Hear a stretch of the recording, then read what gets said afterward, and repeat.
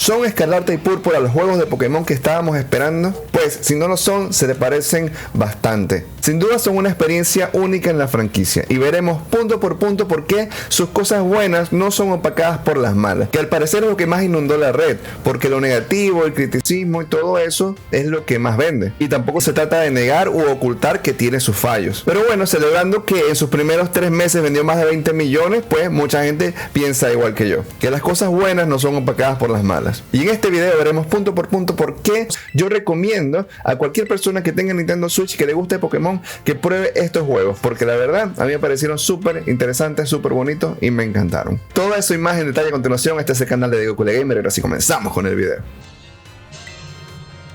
Hola a todos de nuevo, bienvenidos al canal. Como les dije, voy a hablar de todas las cosas positivas de por qué recomiendo y por qué siento que fue un muy buen juego, me gustó mucho Pokémon Escarlata y Pokémon Púrpura. En la primera parte vamos a ver cuáles son sus diferencias y sus similitudes con respecto a Pokémon Arceus y Pokémon Espada y Escudo, que son las entregas directamente anteriores de Pokémon de diferentes ramas temporales. Espada y Escudo siendo la rama principal, la octava generación, y Arceus un spin-off, pero que está bastante ligado a este porque siento que fue un avance en la franquicia en hacer algo diferente. Y este juego Escarlata y Púrpura tiene una mezcla entre lo clásico de la octava generación Espada y Escudo con lo que fue el paso adelante, el cambio y el experimento que fue Pokémon Arceus. Lo primero con este en Pokémon Escarlata y Púrpura, porque por suerte aquí en casa tenemos los dos, los jugamos en paralelo, fueron nuestros regalos de Navidad de este 24 de diciembre de 2022, fueron las diferencias y similitudes que tienen o tuvieron con Pokémon Arceus y Pokémon Espada y Escudo. Podemos decir que extrañé ciertas mecánicas de Arceus, como por ejemplo las batallas en las que podías irte corriendo tranquilamente si no las querías hacer, y las formas de capturar los Pokémon sin tener que debilitarlos o entrar directamente en el menú de batalla. Sin embargo, sí hay similitudes que se agradecen bastante. Por ejemplo, el combate libre y sacar a pasear los Pokémon para que recojan objetos y, lo más importante, las Pokémonturas, tanto para escalar como para volar, nadar, correr, etc., que fueron tan imprescindibles para la exploración en Pokémon Arceus. Y en cuanto a sus similitudes y diferencias con Pokémon Espada y Escudo, podemos ver que se retoman los retos en los gimnasios, pero los llevan a otro nivel en este juego, en Púrpura y Escarlata, queriendo agregar variedad a los retos y tratar de hacerlos un poco más grandes o más divertidos, por así decirlo. También vemos la evolución del área salvaje, ya que ahora no existirán las rutas clásicas, todo es un mundo abierto, o sea, literalmente todo el mapa de Pokémon Escarlata y Púrpura es como una isla gigante, el cual todo lo que se ve puedes ir, y eso me pareció bien, aparte que también está en el aspecto para arriba y para abajo, tiene grutas o cuevas hacia abajo y montañas hacia arriba, o sea, aparte de todo lo ancho también tienes alto y abajo, y me pareció interesante. Bonito. Como decía, puedes ir a todos lados en horizontal y vertical hasta donde puedas ver.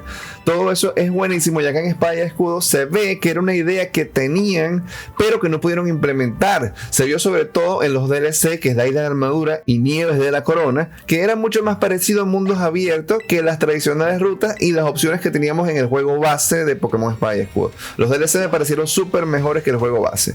Pero bueno, entonces Escarlata y Púrpura es mucho más parecido a esos DLC, pero de una forma más masiva, más grande y mejor. O sea, es el mundo abierto que quisieron implementar en Espada y Escudo o los sus DLC, que estuvo bastante bueno, pero llevada directamente a todo otro nivel. Es genial, me sorprendió. Literalmente me sorprendió que puedas correr o volar todo el mapa sin tiempos de carga. Y bueno, sé que esas cosas no sorprenden hoy en día, pero para hacer Pokémon me sorprendió. El segundo punto que me interesó mucho, por lo cual siento que es relevante estas entregas y que son muy buenas, es que la aventura es compartida tanto en local como en online. Esto me pareció uno de los atractivos para ser la primera vez que tengo los dos juegos a la vez en casa. Siento que fue uno de los puntos fuertes en la campaña de marketing, pero no me lo creía mucho. Al final, en la implementación, en la práctica, creo que sí cumplieron muy bien. La posibilidad de compartir la aventura con hasta 4 personas en multijugador local y online es un sueño de niños y bueno, llegó 20 años tarde, pero lo tenemos. Y bueno, recalco que si bien llegó un poco tarde esta tecnología a la franquicia, porque hay muchos juegos que hace años que ya hicieron estas cosas, pues se agradece y es de los puntos más altos de esta entrega. Es lo que siento que entregan de diferente,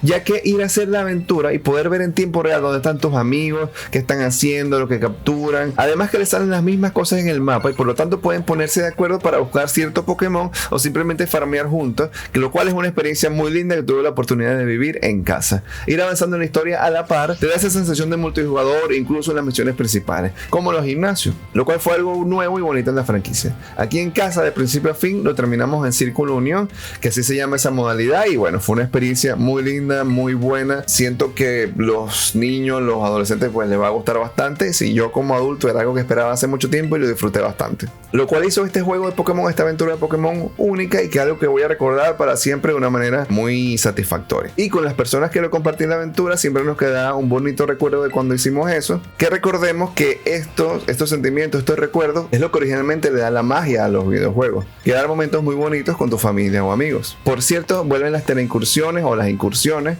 raids que se llamaban antes, que ya es algo que venía de espada y escudo, pero esta vez tiene un funcionamiento más pulido, además de que será mucho más fácil y rápido completar la Pokédex, ya que las funciones de intercambio siento que están un poco más fluidas. La tercera cosa que me gustó mucho de este juego sería lo que es el concepto de la escuela y las aventuras entrelazadas. El centro de la aventura está basado en una super escuela Pokémon, de donde partirán las 3 misiones principales. La clásica de los gimnasios visitando los pueblos, etc. La vencer en un grupo tipo el equipo Rocket, pero con más historia detrás de la que pensamos. Y la de los Pokémon dominantes, para ayudar a un amigo a ir desvelando los misterios de Paldea. Y todo lo puedes hacer en el orden y forma que quieras mientras vas explorando el mapa, el mundo abierto. Esto es una innovación importante y que le da un punto extra de diversión al juego, ya que literalmente te deja elegir qué hacer. Si bien la base nos trae a la mente juegos tipo Harry Potter, no es tan profundo, pero sí lo suficientemente interesante para pasar varias horas allí haciendo relación con los profesores, ya sea viendo clases, aprobando los exámenes de la academia o ayudándoles en tareas secundarias. Punto a favor esto de los exámenes: si los haces en compañía, ve quién saca más notas. Es bastante divertido. Algunas materias y exámenes te podrían sorprender en su dificultad. A veces te piensas que te la sabes toda en el mundo Pokémon y vas y sacas un 0 o un 1 y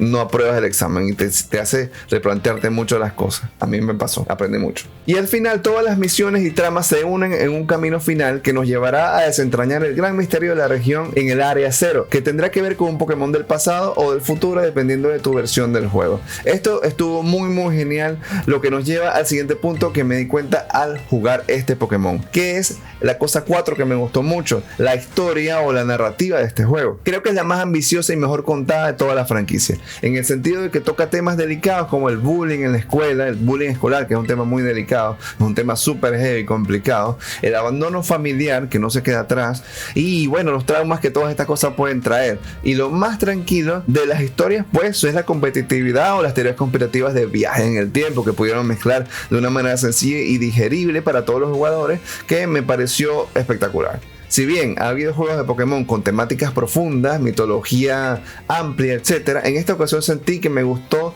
todo mucho más. Fue mejor hecho y lo disfruté mucho. La quinta cosa que me gustó mucho de este juego, por lo cual lo recomiendo, creo que ya lo mencioné pero quiero darle un apartado especial, es el mapa y el mundo abierto. La misteriosa, multidiversa y bella región de Paldea nos ofrece ciudades y paisajes inolvidables. Es un mundo abierto real y muy vasto que puedes explorar libremente por primera vez de esta forma en la franquicia. A diferencia de la zona salvaje y de la isla de la armadura, que no estaba tan mal, o las nieves de la corona, que no estaban tan mal, en este juego siento que hay regiones memorables. Y bueno, la verdad es bastante raro esto, lograr que te queden en la mente que hay pueblos muy bellos y pintorescos, aparte de ser muy diferentes entre sí. Hay varios que me encantaron. Entre mis favoritos está el pueblo de la entrenadora, que es una streamer que se llama Enigma, que es como una ciudad toda tecnológica, y el que tiene cuadros de los Pokémon pixeleados por todos lados, de esos tipo Game Boy, o sea, todos los avatares de los Pokémon que estaban en Game Boy, bueno, habían cuadritos por toda la ciudad de esos juegos de Pokémon. Entonces me pareció súper